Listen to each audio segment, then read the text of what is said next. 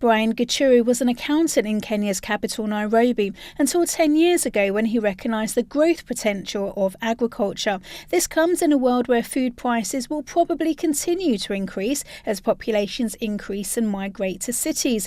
Gichuru has been leasing his plot of land near the agricultural town of Molu since 2004. Last year, he joined an initiative called Mfarms, which is a virtual marketplace and provider of real-time market information set up in Nairobi in 2010. We used to grow crops, and at the end of the day, we are not able to get them to the buyers. And Mfarms has come to fill that gap. They've been able to open for us markets, and also they've been able to come in and push for the payments.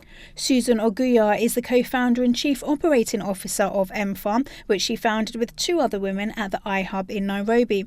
All three women came from farming backgrounds but had studied IT, so they decided to use their skills to create an application that would help farmers access the marketplace. We have actually grown from 20 farmers to 15,000 farmers to date. Yes, and we've also seen these 15,000 farmers giving us testimonials on how they've increased their livelihoods, first of all by getting access to better healthcare, getting access to education by taking their kids to school, getting access to reinvesting or investments to reinvest in their lands, getting access to actually viable markets so that they can think of their farms as businesses. Over 2/3 of Africa's adult population have no account at an institution in the formal financial system, but 75% of Africans have access to a mobile phone. And in Kenya, 86% of households use mobile phones to make payments and send money, one of the highest rates in the world.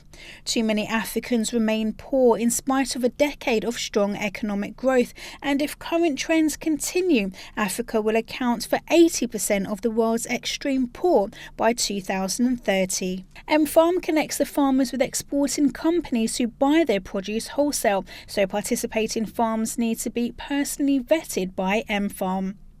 The vision for Mfarms is actually to be an eBay of Africa, an eBay that has cassava in it. So being the first African market platform. That's the vision of Mfarms. Dickens Kaboka has been a farmer all his life and has leased 5 acres near his hometown Molu to plant garden seeds. It's a bumper harvest, and knowing that he will be able to sell all of it through Mfarms has made it easier for him to put money away to reinvest into his business. If I was the president, I would spend a big portion of the government's money on agriculture, because Kenya is a great country for farming. So spending money on agriculture would help elevate many citizens economically, because so many Kenyans live in the rural areas. The 2014 Africa Progress Report suggests that to compete on a global marketplace, Africa's farmers need better access to regional and global markets and to financing and insurance so that they can grow their businesses.